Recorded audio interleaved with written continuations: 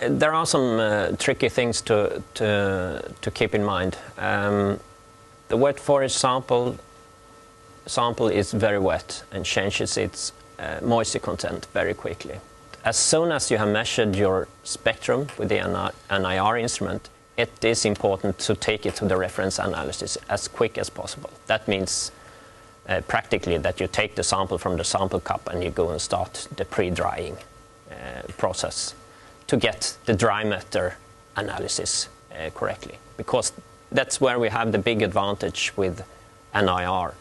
That is that you can measure the dry matter content very accurately, and most often more accurately than with your reference methods.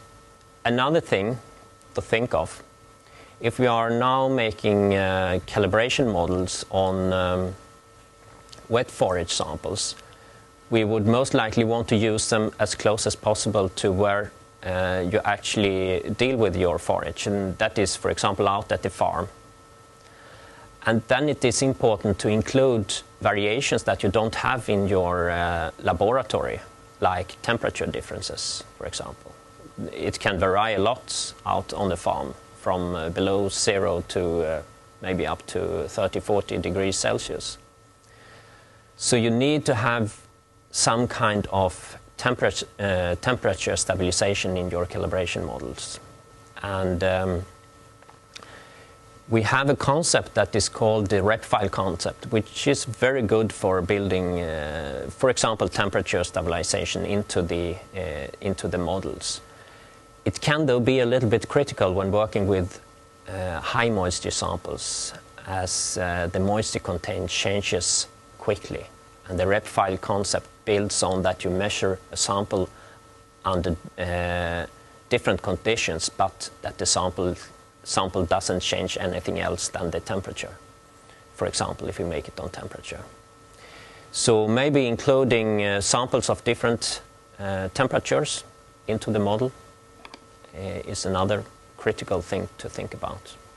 We also have the reference methods, of course, using established reference methods, standardized reference methods, and we have a lot of variation in the forage analysis. A lot of laboratories that are not using standardized methods, and a lot of different parameters to analyze.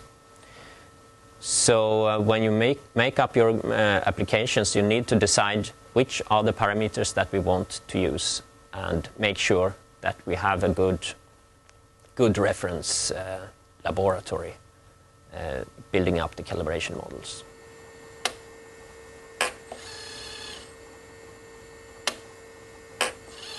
Now with the new networking tools, you can actually do much more of surveillance of the instrument, of results produced by the instrument.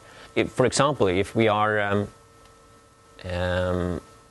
thinking of having the NIR instruments out on the farms, and these instruments are connected to some kind of networking tool, you could of course have a way of distributing calibration models to all the instruments and have some kind of centralized development center for the calibration models.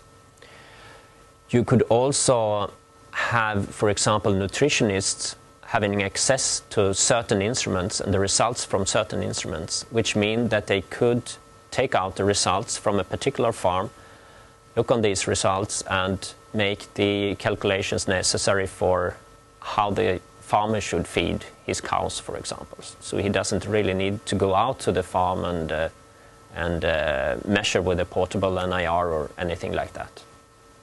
So that's where I see a big advantage with networking in the forage applications.